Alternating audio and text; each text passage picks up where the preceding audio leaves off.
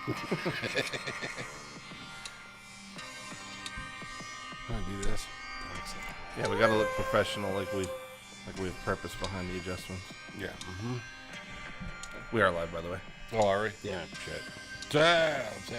Chips in the eyes. Everybody's cool. All right. Intro music is good. What's happening, everybody? Ooh. Oh, echoes. Yeah, I forgot about that. There's echoes in here too. What's happening, everybody? Welcome to What the Pod.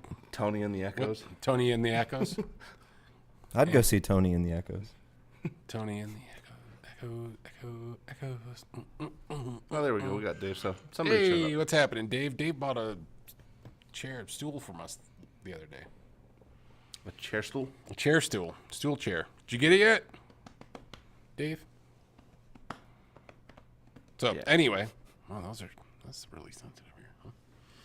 Huh?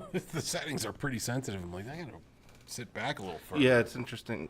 Oh yeah, usually you're way far back. That's why your mic's turned up. Yeah, so I'm like, loud. all right. Well, I'm trying to find the right thing. trying to find the right spot here. I feel like I should be leaning in. When I do, I'm gonna kill everybody. I could turn you down So, if you want to lean in. Here you go. but then I don't know. Does that look right? It doesn't seem right either. I don't know. It seems not. Your back probably is not gonna like. Yeah, that doesn't look very comfortable. Yeah. Well, it's not. That's why I'm like, I don't know what I'm doing. Um. I don't know what I'm doing. We'll put it in the middle there. Anyway, what's happening, everybody? What the Pod, formerly known as What the Fact? Oh yeah. I used to have the echoing "What the Fact." I think I still have that somewhere around. Oh, do So you? That sound file. Say what the, and then What the? No, like do the thing. What? What the fact? Dang it. What the fact? What the? Almost. What the? What the? We turned it I was into trying to Batman get all the of a sudden. fact. Yeah. Yeah. What the? Here, try it again. What the fact? It didn't work. I got the. Anyway, those that are watching know what the previously known by segment was, so we're just calling it What the Pod. So what's happening, everybody? We are here today again on Thursday doing the thing. Say hello to everybody that's here. Jay, I think, is in. Eric Luttinger, Jay Valente, Dave is here. So far, amongst thousands, those are the ones we picked out. Yeah, I can't believe how Yeah. many people tune into this every among week. the legions. Tens. Dozens. Tens of people are just scrambling to get here. What does that say? Why is there a warning? I don't know. It's been saying that lately. So let us know if it doesn't sound right on the other end. Yeah, it says the bit rate is Yeah, it did that not Monday. rating. That's what I was kind of talking about too, because like I said, for some reason it keeps limiting Monday night stream to 720p instead of the full 1080, which is Are weird. we having an internet issue? I don't know. That's what I'm trying to. Because for what we pay for it, Yeah. they should be bringing us a gallon of coleslaw and sandwiches. Well, and Jock did actually. We don't need to get into this now, but I was gonna say Jock did mention kind of talking to them about like the upload rate. But anyway, something else because that is what's going on here. But Okay. I don't know why it's. I will inquire about that because, or maybe it needs a reset or something. Yeah. You know, maybe we got to do talk a, to Will or something. maybe we got to do a good old turn it on, turn it off again deal. Did you try turning it off and turning it back on? See, that's where yeah. With the number of power outages we had last year, over this last year, then I would say yes. Yeah, good point. So we could try that. Anyway, I know this is riveting for those of you that are at home or driving in your vehicle. Home. Who are listening to What the Pod? Yeah. Here who at are listening- Flipside Yeah, News. who are listening to us just ramble about our internet connections. So what... Well, there's a lot. There's a ton going on this weekend. Okay, so what do we got in news? Because I think you just said, I've been tied up for the last week with dealing with a bunch of stuff, taking care of some business things, some stuff that are in the works that you will hear about next week for sure.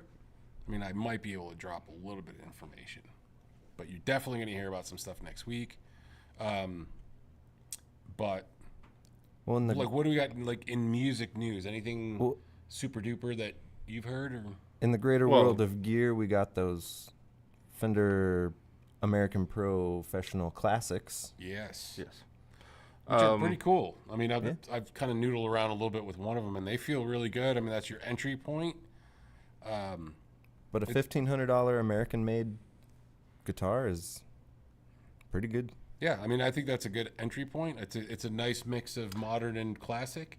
Well, yeah, and correct me if I'm wrong, but is it more or less the replacement series for the Performers? Like they Yeah. kind of shooed the Performers along, and Yeah, they're this is the doing new. Fender's doing its Fender marketing. Hey, every 3-4 years we change a few things and call it something else. Yeah. It's like it's like a song. What's Hey, we're gonna do this now. I What's just old changed is the new, chords. and new is old. Yeah, well, with Fender, it's mostly what's old is just new and old.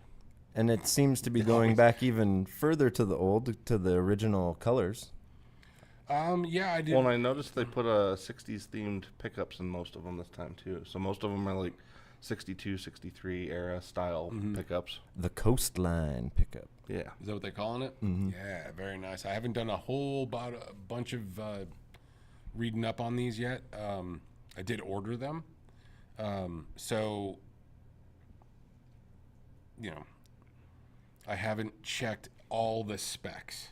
But from what I've seen, I'm like, okay, this is kind of nice, modern and classic. Obviously, I do like the colors though, like that gray. I don't remember what they call Faded it. black. Faded black. Yes. Fade to black.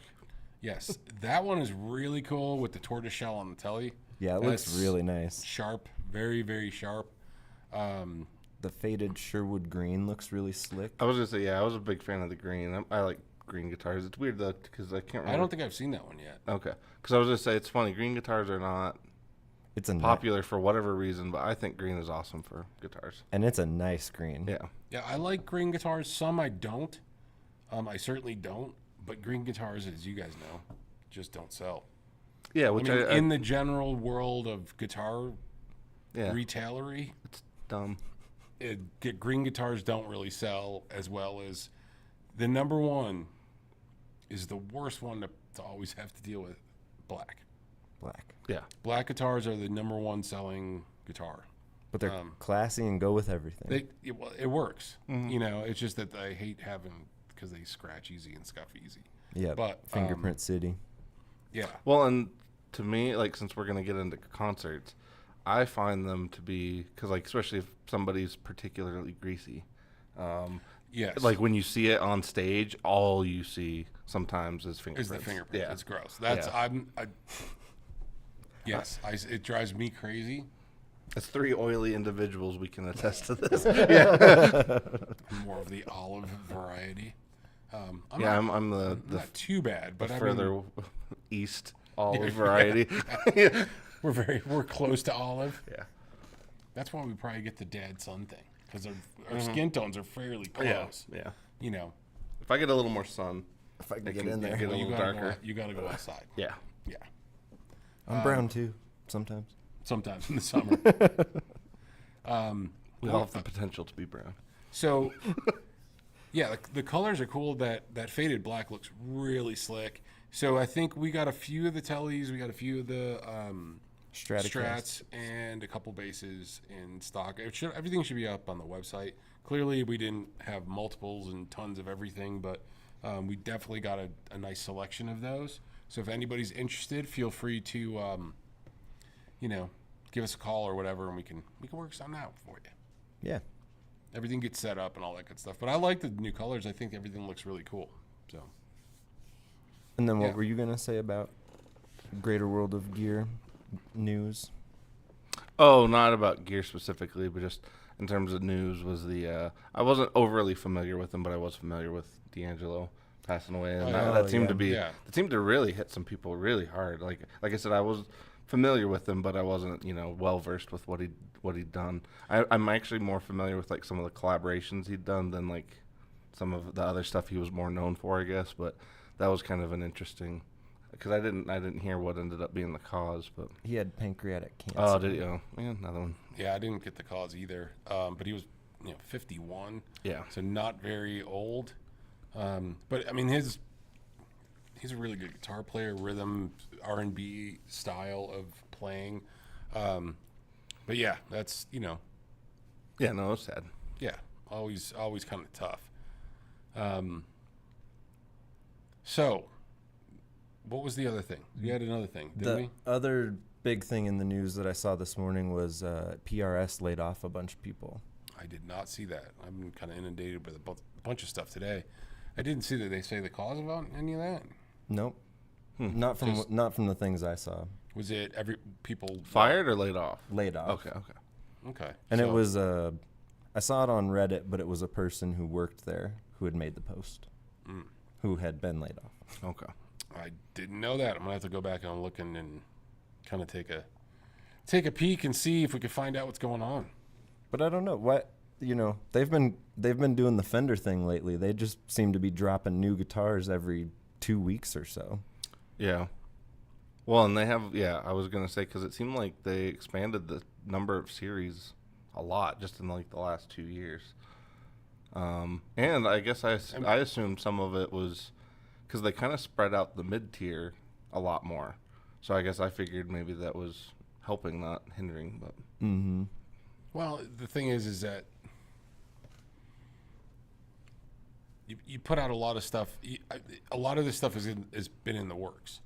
So you got to remember that, like, this is just the end. We're seeing the end of it, the result of, who knows if it's been a couple years worth of planning or whatever, whatever their strategy is in regards to how they're going to grow the company. Because, if they're stretching out that middle tier, I mean, high end is high end. That's great. They make money. That's good. But you're going to get your most volume in the middle and the lower tiers, most likely. So, yeah.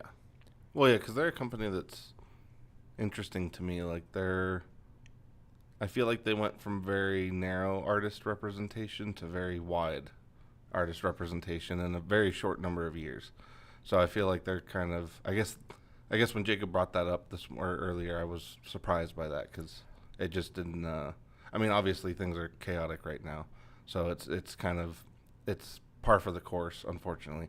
But I guess I thought they were kind of in the safe zone, or I guess I was hoping they were, because it seemed like they were kind of making what feels like the right moves from the outside, at least. Yeah, and it seemed like they were growing. Yeah, that's what I mean. Like, the appearance outwardly seemed like everything was solid. So I think stability is where everybody just kind of wants to be. So, I mean, growth is good.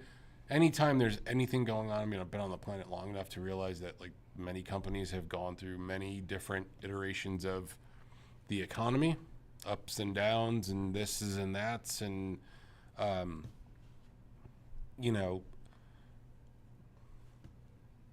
just because you think something isn't great doesn't mean that things don't grow. A lot of great companies have actually started in the worst of economic times. Sure. right. So you kind of got to, like, do that balance through that, and not get overwhelmed with going, hey, this doesn't look great, or because everybody has their own perception, and they're looking at it differently and going, well, I think that this could be opportunity here or could be opportunity there. There could be pockets of it in different places. But because I'm a strong believer, I'm like, okay, well, you can, with the right navigation, you can get through difficult, Stormy waters. Yeah, you can get through it. Now, And now it's sometimes stuck that in my head. Sorry. what Stormy waters. weather. Sorry, didn't Or even troubled waters. Sorry, that's it. Yeah. Bridge over troubled water. Oh, you can do the high part because we. But yeah, so you can get through it. I think there are different approaches, and the different approaches are kind of who makes it through or not. Some people don't do shit.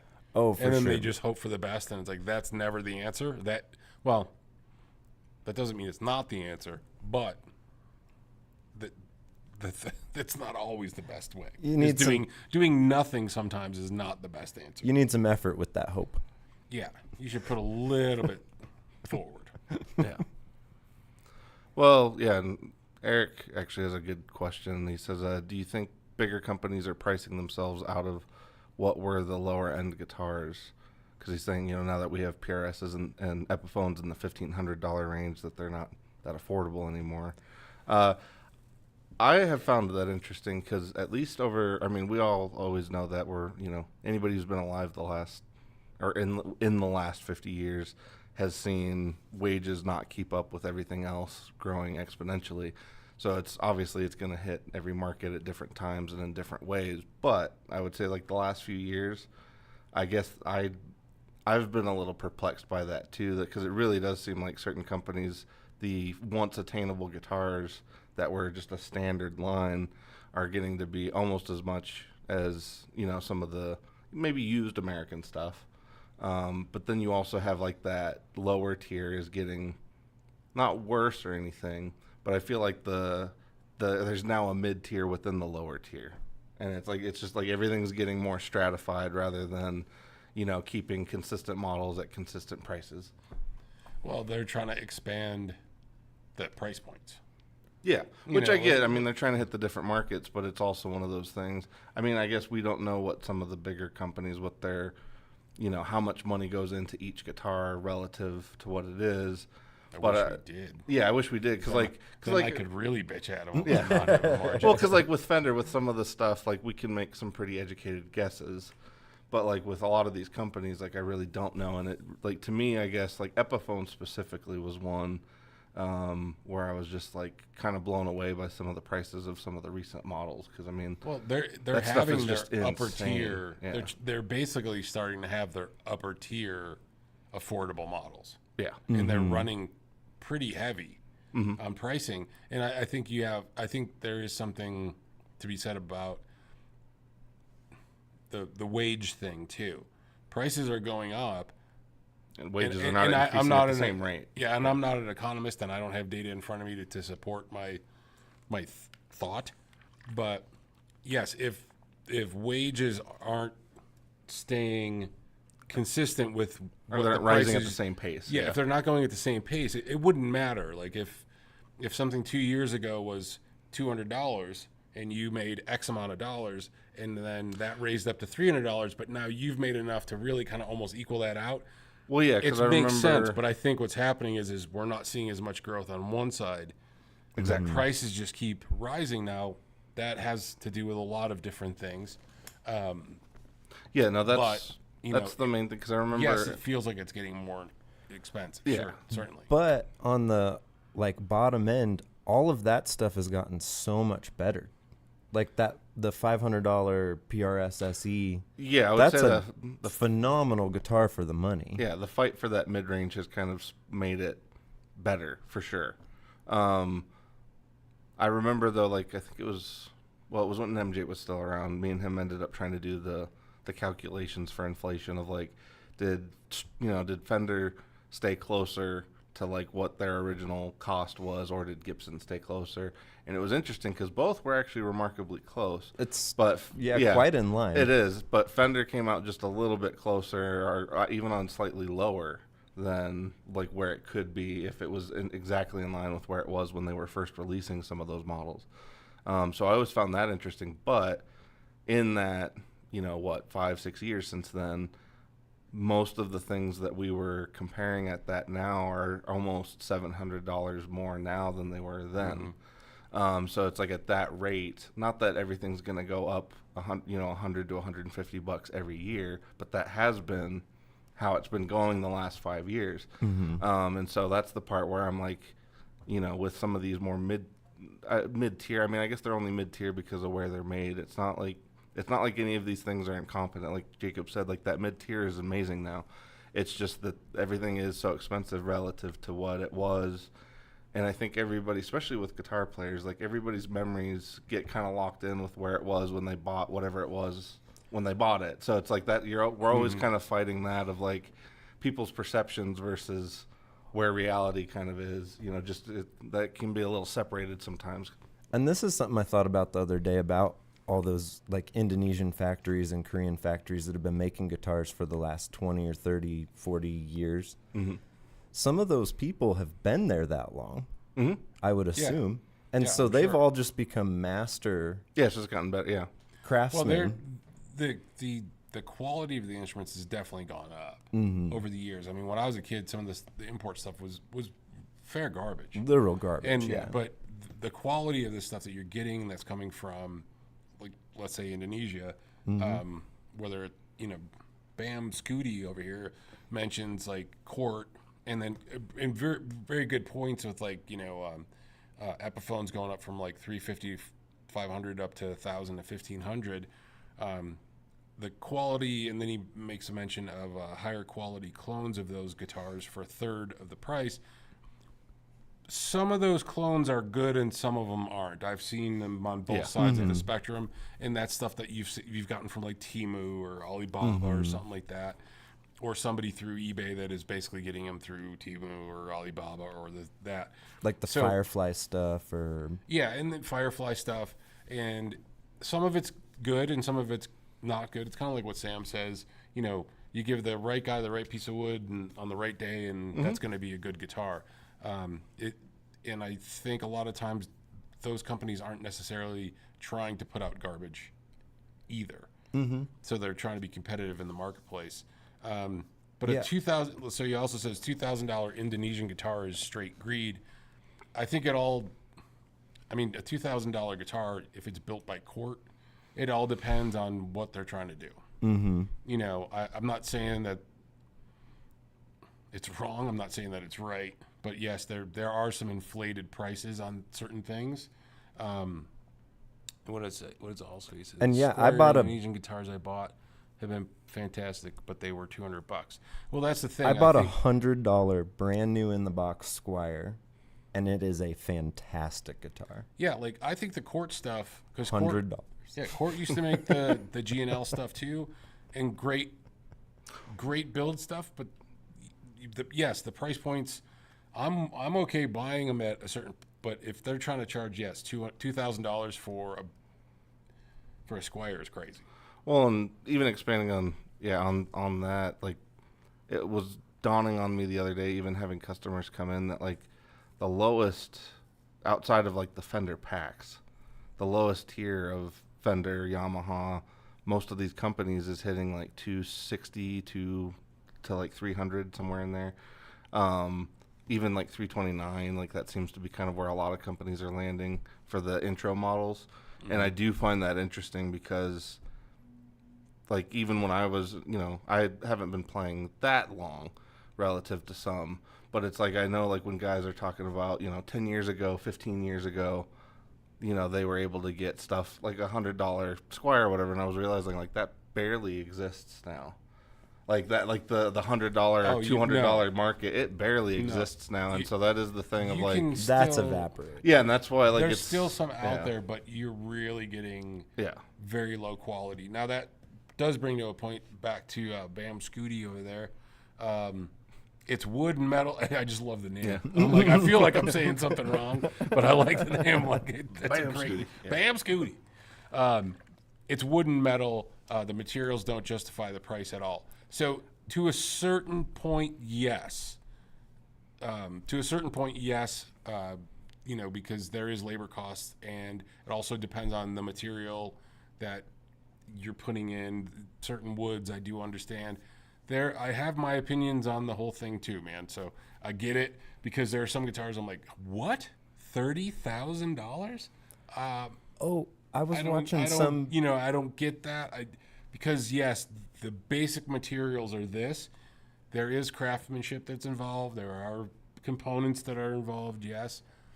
But we do get to a point where you're like, I have no idea. You're paying for the name justify on the thing. It's like when you get those really high that are the rarity. The really high-end Gibsons. I'm like, I just don't know how you can justify. There's acoustics out there that are like $150,000. I played $110,000 J45. That's but new, like a new one? No. I'm talking I was new. at Groons. No, I'm talking about a new. But still, it's still wood.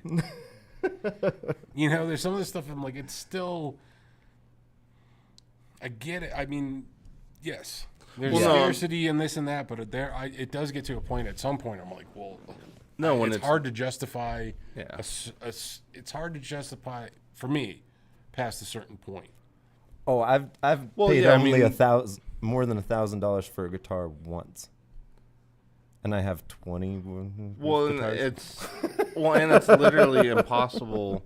I mean, you could have a $300 guitar and a $30,000 guitar. You're not going to get thousands of percent better. Yeah, we've like, talked it's just about not, the that doesn't diminishing work. return Yeah. thing. Yeah. Hey, Bamboozle, we'll get to your question because I want to definitely address that. Yes. We had a great conversation in the store about that. the Yeah. other day. So don't worry, we're getting back to that because Yeah. we're ADD. In Well, this we are thing. and we aren't because like we've stayed on topic. We'll just Yeah. shift topics. We'll shift in a minute. So I want to see. So the labor. Oh yeah, labor craftsmanship mainly drives up the price. Yes, that's part of it. Made in Indonesia. I don't know what their policies are, laws, insurances, how things run. So I don't know what that But I think like equates to. I was noting earlier, some of those craftsmen have been there for 30 or 40 years, so they're worth. That's going to be worth more. Yeah. They're worth them. Well, and that's actually. Do you have a $2,000 Indonesian guitar that you're specifically referring to? Because I actually would be curious. I would about like that, to know too. what that is because I'm not aware of. I'm not aware of that. Oh, that's not a lot of money.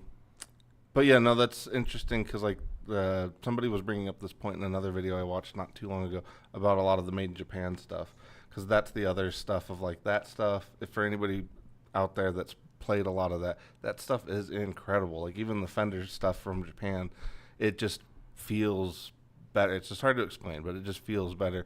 But the main point was a lot of the people that have stuck it out there have been there since, like some of them have even been there since the original Ibanez shit. So, So like late 70s. yeah. early So like 80s. some of the heads of these production lines are, some of them have 40 or 50 years experience on their own. So,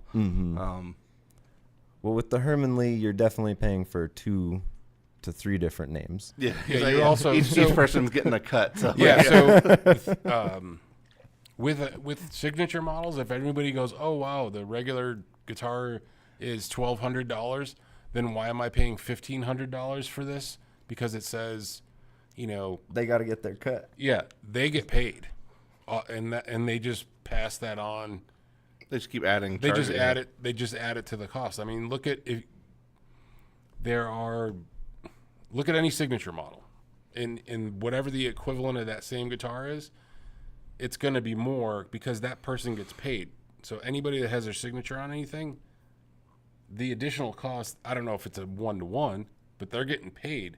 Yeah, whether they get paid in a lump sum or they get paid by how it sells, like either way, there's an added That's cost. where that extra money's coming from. In that Herman So- Lee, you can literally like kick it around, I haven't and it even will seen not it. break. I haven't seen it, so I don't. I can't. Oh yeah, you were speak to telling it me about that. specifically. Like you said, yeah, He some does of it in them- the SE Yeah. video for it. He takes it and like slaps it off his thigh, and he's broken many guitars doing it. Because I can tell you, bring one back that doesn't break, I will not put my name on it. Right. That's yeah. Yeah, But he's making a good point. Like other SEs are more than $500. Just so you know, I don't know. There's one. There's there's one. one. There's one. Yeah. There's one that which there's is very which is a bare bones, real- but it's good. very good. bones, And he has one. I've had it for a year now, Yeah. and it is like my favorite guitar I've ever owned ever. It's a cool guitar, but I that's play the it every only day. one for $500 you're getting on the SE side of PRS.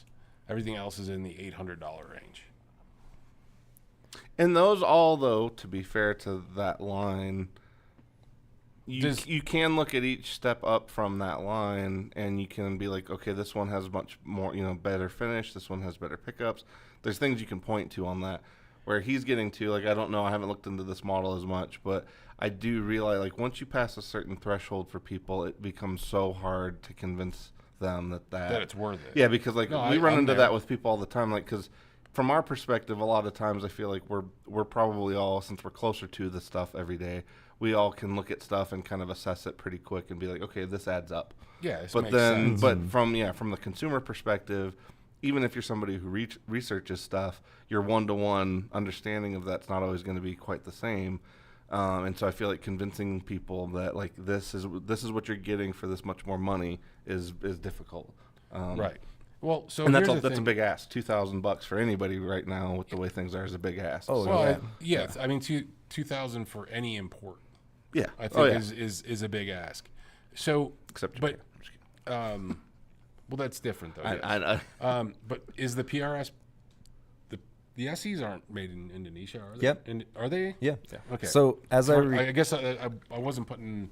as I recall, it's still under the Cort name, like the factory is, but it is a PRS Cort factory. They don't make any other And guitars in that factory besides PRS. And He paid for that. That was kind of a thing too that like Fender's done. Fender and Yep. Cort. Yeah. Because Cort builds a ton. It's kind of like, musical instrument world. Yeah. We're in Korea. They build a ton of stuff, but you got to remember their specifications are built to the specifications of the thing that specific Of the OEM manufacturer. Right, because there are manufacturers in a lot of industries. The food industry is another one. There are plants that make food for a dozen companies. Oh, yeah. They just make it to the specification of one company because they're the producer. Mm-hmm. So, yes, it's Cort, but they are going the materials, the hardware, all that stuff is going to be different, and then the specifications. So then, therefore, the build And process could be different as well. The standards Yeah, the standard are but set by Paul. Yeah, and the process is going to be different too, because Paul may say, "Hey, I don't care if we do it like this." He probably does, because He's very hands-on. yeah. But there's other companies that are like, "I don't care how you drill out the neck pocket or do this or do that," whereas Paul might be like, "This is the only way we do it." Mm-hmm. So Yeah. there may be extra costs to that as well. I'm not a guitar manufacturer. Oh yeah, no, I see what you're saying. Because like Cort probably has their process for like, this is how a factory operates. This is what we do. These are the machines we use. This is how we train our people. If you're making any kind of demands outside of those normal bounds, then there's added cost to that. And there may be additional tooling that comes with that. They have to make special machinery in order. Yes, it's guitars, and we get it. But Paul may go, "I don't want our radiuses to be done like this." He paid for the whole factory. Oh, well, It's that's his building. It's his people. it's just part of that, because then they could pay the people. It's just in the Cort Umbrella. yeah. And a lot of that, it does come down to your labor cost too. Like I think Eric made a mention of that. Well, there's probably some safety pairing with a company like Cort. Like they've been around. They had like in terms of keeping people, keeping employees, all that stuff like that factors in. They don't necessarily want to have to like send somebody out there to manage that place the way they would, their own factory at stateside. So, like having some comfort and like somebody to kind of collaborate with, that makes sense too. So, Yeah. So, and then the Korean made stuff. Tim brings up, like his Reverend that he got from overseas, which is made in a smaller manufacturing company called MIRR, which makes like the Duesenberg stuff. Is the same company that makes the Reverend stuff, but they are known for making a higher end guitar. So you're paying for that too. And I love the Reverend stuff, so I got no complaints on with that. All right. And then speaking of Herman Lee and Vernon Reed, who play concerts, yeah, there you go. Yeah, are we gonna start doing like we did with the What the Fact, where we spend most of our time on other shit, and then then last 10 minutes we actually get to the thing? Well, we'll see. Maybe we need to start doing like we'll get one of those like timers for playing chess and just. Oh, did you see I got the thing? oh yeah, did we get a dB meter? Yes, we did. we're gonna be able to check our decibels. Yeah. Nice.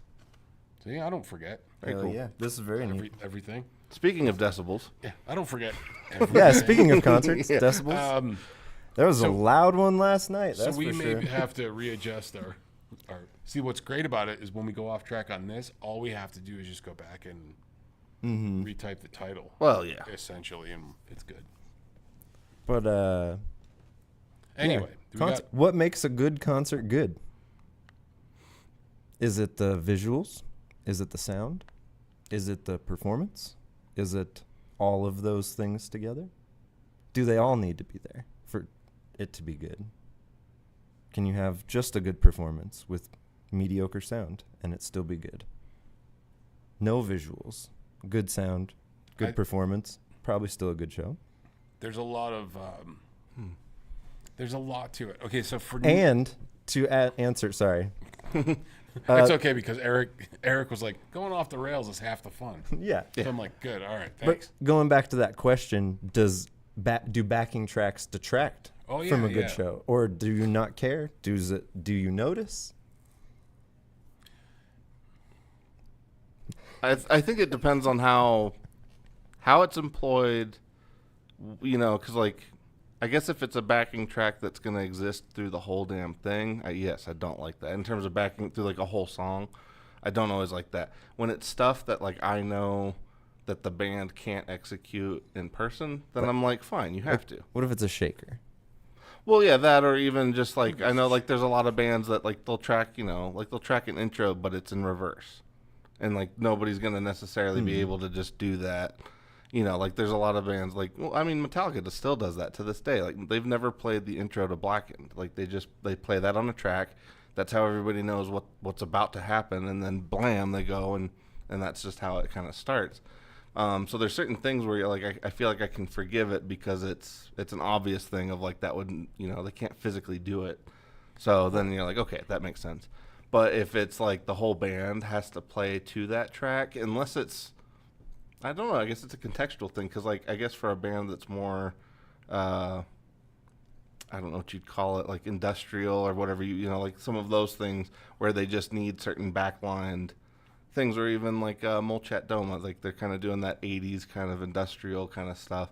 It's like that stuff I can kind of see, like they have a drum track and the other 2 or 3 dudes are playing it, but you know what I mean? Me twitch already.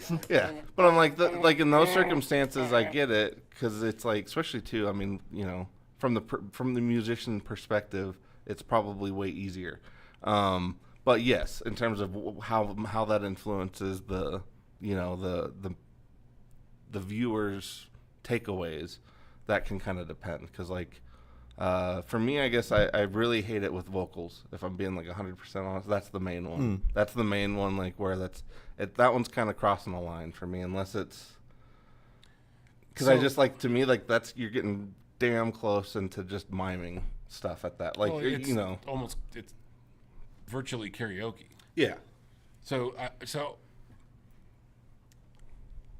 don't know. This is a tough one because I haven't seen a ton of backing track stuff, because I guess I look at what you're talking about as like portions of songs or certain bits. Yeah, where it's just physically not feasible. We can't, or it's like you have a giant orchestra. Yeah. And it's like we don't have an orchestra here at the High Dive. There's just not enough room. Right. Or you know what I mean? Or even a bigger band that they just don't have, that's not part of their road show, is to have a 200-piece orchestra with them, but that is an integral part of the song. Yeah. I have no problem with something like that, but I don't, when I hear like what Bamboozled was talking about, I don't think of a band with a backing track as that. I think that is a part of a show just as much as the lighting and or Video stuff. I think it's part of what makes the whole thing happen. Part of the production. Yeah, it's part of the production, but because it's not almost like the most important thing. Now, if you have 2 guitar players and there's no drummer and no bass player and they're playing to that is an odd thing because I'm hearing it, but it's not there. You see what I'm saying? And so, well, to me, though, it depends on that's the, a difficult. To me, it depends on the style, though, because that's what I'm saying. Like, because like Molchat Doma with the what they do, it's very much touching back on like that, a lot of that early industrial stuff where it's just weird, like little drum tracks. The drums are really not changing much, and you just have bass and guitar and vocals kind of playing to that. But like the shitty drum track is like part of it. Well, with that, then okay, well then that. It's like part of the sound. That does become a different thing. Yeah. Well, okay. In that case, we could look at like rap. A lot of times, there's not a real drummer. No, you're right. Oh, it's usually a DJ. Yeah. But I will tell you this: that I've watched a rap show more than once with a real drummer, and that is incredibly more powerful. It's way better every time. Incredibly more powerful every time to watch the dudes do what they do with a real rhythm section. Because then the energy. Well, a real hip hop drummers, yeah, like the dude. It is then different. It's a band that is, man, they are grooving, and the their lyrics over the top of an actual band. It's like, holy shit, that's good. Yeah. And I've seen it the other way too, where it's just basically a backing track, and it's not nearly as powerful. And if you ever see them back to back, it's insane how the bigger the difference Yeah, it is. night and day. Yeah. So so it's hard then to kind of I'm not a big fan of the backing track, but I can see where the place can be for it, because like if somebody's doing a solo thing or they're doing like a busking thing, it makes sense. You are only one person, so there's only so much you can do. So if you had a backing track that was maybe drums and bass and you're playing guitar and singing, I mean, I do like the energy of somebody that's not and putting it together, but it depends on how elaborate your little shtick is, if that makes sense. It's You know? also, sometimes you have all the best intentions of having a band, and then the bass player doesn't show up, and the drummer's too drunk to play, and the this and the that, and you're like, I just want to play. I would like this to show up and play, Yeah. and we'll be fine. Which it will. Yeah. Which it will. But that's what I'm saying. If you're a one-man show, I think it maybe, my opinion, again, which is shit. It depends on what the genesis of the music is. Okay, so if you started out like you're a one-man show and that's kind of what, hey, my drummer and my bass player have always been digitized, well, Sorry, that's what you're getting. Genesis, and then I was thinking Genesis. It was funny that. Oh, You know, well, yeah. like Genesis would never have a back. Yeah. But if you're in a blues Yeah. band and you've got the bass player over there, Mr. McIntosh, playing bass, See, but you see it. We've all seen plenty of people playing to backing tracks online. All guitar players, we see it ton. all the time. Well, and one kind of sub-layer question I guess I would throw into the backing track part of it too is like, do you guys feel like it limits the artist in any way in terms of their own expression? Because like that's the one thing of like There again, Maybe. it depends on what because they like when do. you see like having seen Earthless last night, case in point was like they did one song that's normally it's usually like a 15-ish minute song, but because they were playing, they were jamming, they were kind of going, they played it like an extra 7 minutes of that song. Something that you couldn't do if you just had a track, because eventually that track's going to run out, or you're just not going to have the dynamic opportunities and shifts that you would have with a real person. Now, granted, they're a very different band, because like those three dudes have been playing almost nonstop with each other for 20 years. Like they're locked in, so they know how to read each other. They know how to jam together as a unit. Whereas like when you have a single artist, does it limit their options in terms of dynamics, or if they're just feeling it and they want to go for they want to go a little longer or whatever it is? it depends on how your tracks are set up. Yeah, because I was going to Yeah, say 'cause like you you could probably could just you could prolong it. You yeah. can loop can loop things. it, You go can, for- or re-trigger it, or there's yeah. options. But yeah, to me, I guess not so much the length as much as the dynamics. Oh no, No. No, really. he's been having trouble. Well, definitely We'll sad to hear that news. So, for anybody listening, Yeah, if we you- just sorry. we just heard in the chat that Ace Frehley passed away.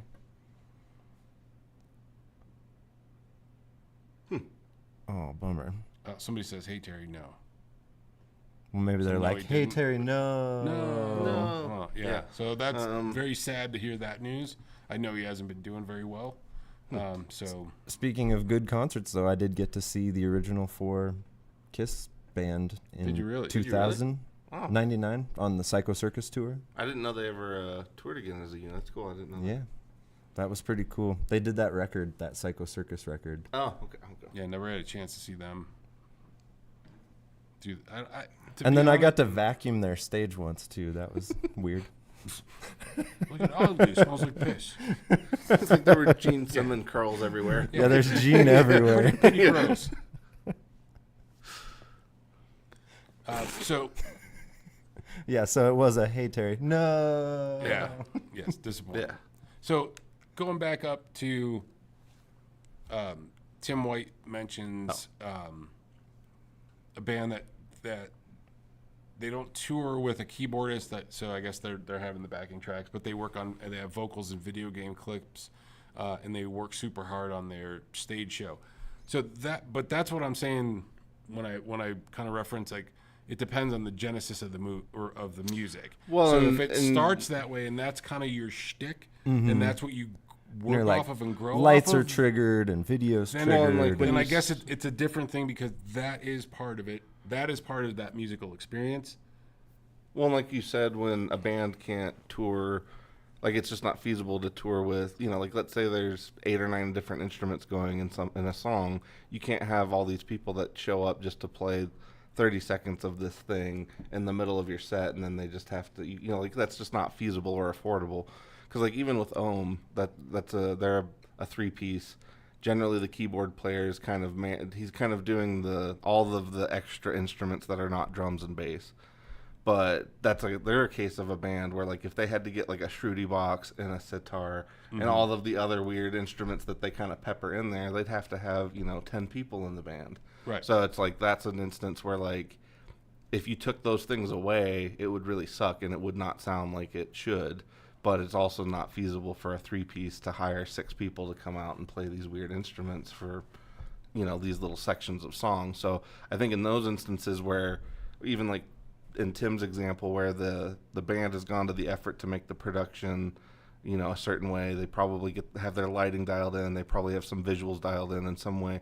That stuff I feel like can kind of, to Jacob's question, can kind of make up for other things that might be not deficits, but other things that could be detractions. Sometimes you can make up with more production.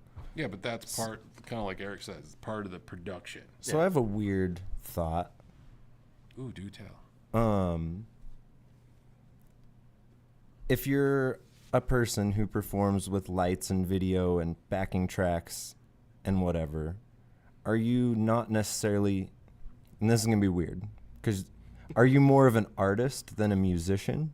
Because if all that stuff wasn't there and you were sitting in the corner of a coffee shop with an acoustic guitar or a piano, could you perform the songs and do the thing without all the extra stuff? Does it still move Still you? hold the weight. Does this hypothetical person have a name? No, this was just a thought. No, it it really was like I'm just kidding. No, you're kind of getting into the difference between a composer and a musician. kind of, yeah. Yeah, because like that's And not discounting them as musicians in well, that. no, like, right, but like that's also different. like part when of you the bring that up, production. like Hans, Right, yeah. like Hans Zimmer's a person to me that's like he's a composer, but he can also play. Could he do what he does all by himself? No, it's like literally impossible. But I mean, with the modular stuff, maybe. but he, but he hires the right people to do a lot of those things, and he puts the right people in the right seats to kind of make it happen. But that is an instance where, like, yeah, just him with a guitar wouldn't probably have the same impact as him with a smaller string quartet and like a lot of the things that he sets up for his his live production. So that's an interesting thought though of like, yeah, composer versus musician, like versus artist, yeah, versus performer like, versus the person, yeah. Well, I mean, that is then you're blending arts. You're blending musicianship with visual arts. absolutely. So there's a different.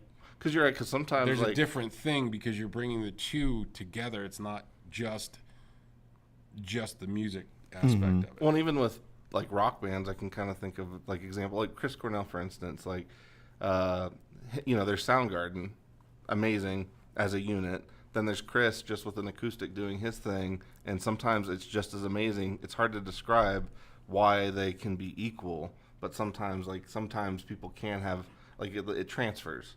And then there's other times where like, yeah, if you shave off enough of these things, it starts to lose what it is. Well, you are appealing to a larger audience too, with a lot of this, shebang that goes along with the production, because there is, that's what they call a production value. Because you could just listen to a band that's playing music. I mean, Terry does say, hey, as long as it's good sound levels and the well, it kind of the depends dudes know though, how because to like play, there are be a great artists show. out there that have a weight to them. Because like I said, like Chris Cornell is one of those dudes like I can think of that like he has a weight to his performance that you'd be hard pressed to get other. Even Neil Young, like when Neil Young did his acoustic I saw stuff. Chris Stapleton. Yeah. He didn't have to do anything; just stand there, play guitar, and Yeah, sing. and so like some of those dudes have the weight in the music that they write. They know internally, I think what the intention, what it is that gets across the point of that song. So like sometimes those guys are able to just pull out the root of it, and that's what they're giving to you when they're doing like a solo thing, versus the dudes that or the bands where the composition of the whole is what makes it what it is, rather than just one person kind of sticking out. Because I hadn't really ever thought about like what Jacob said of like a composer putting things together with a certain intention behind it versus like that same person trying to then perform just a single aspect of that. Does it transfer? Yeah. I guess it comes down I to don't like, know. is there a song? Yeah. Well, it depends. If you're talking about composition between like he's doing a piano part and a cello part and a violin part, or he's doing a piano part, but then there's this visual, and a video thing that's going on, or there's As I hit additional, this chord of but flower there's- blooms. But is he playing to the track? Is he playing to a piece of music that's already like on? That seems very karaoke-ish. Mm-hmm. Than compared to you see what I'm saying? Mm-hmm. I don't know. We had these guys in here the other day, by the way. There's a bunch of Italian dudes. They were playing the Paramount. Oh yeah, Eric mentioned it, but when he told me the pedals they bought, I'm like, I want to hear these guys because this sounds. They're very he's the main guy, the main composer gentleman, kind of had these like gray pork chop beard thing. Yeah. He's from Milan, and then the rest of the dudes. Melanian chops. Yeah, he had Melanian chops. So he was the main composer. And I actually listened to a few of their songs on YouTube, and it was really good.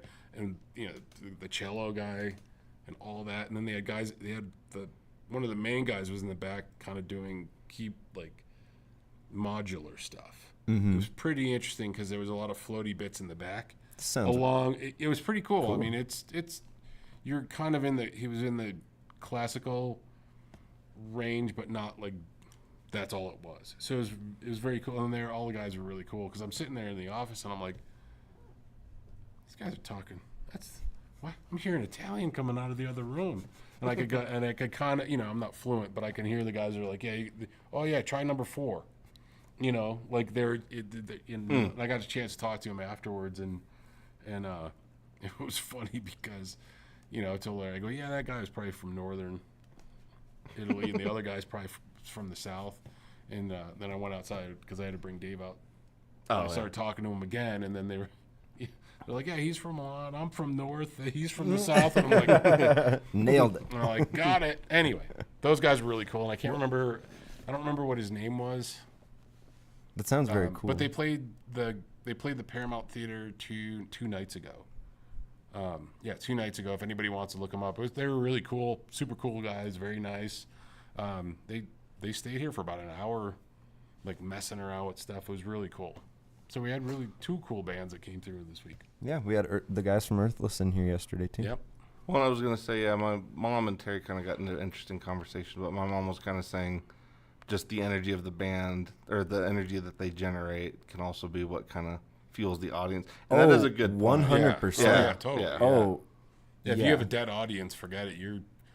Or even if the band's not feeling it, like sometimes the audience can pick up on that. And so, it depends. Or if the band's really hitting it too, like they suck you in a way that's not. Because like if you've seen a band that you love multiple times, there's other factors that translate into like why one show is better than another.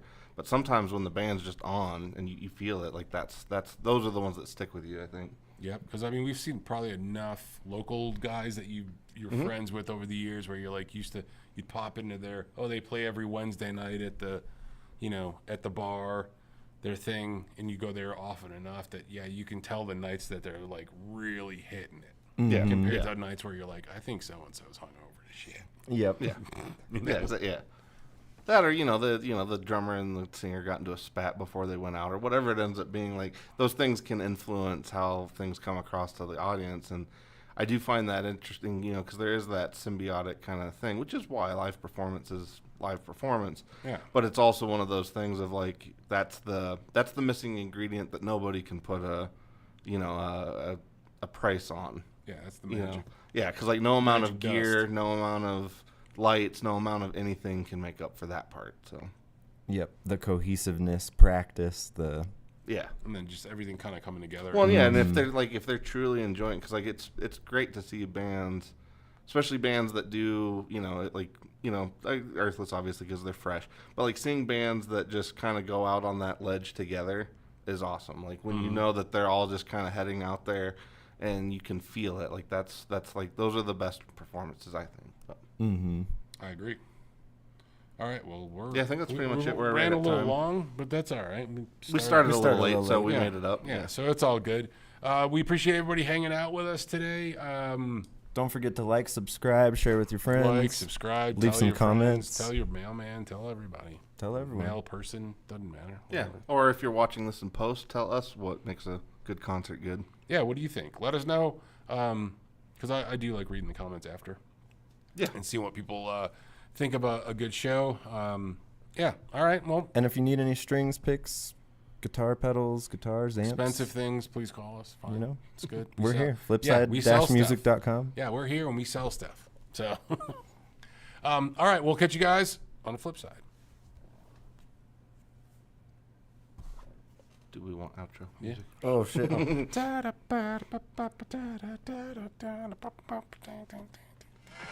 Oh, there it is.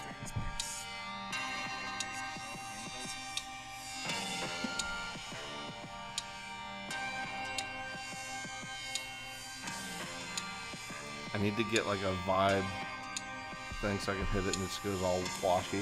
Oh, Oh, that'd be cool. yeah. You could probably put it in that, right?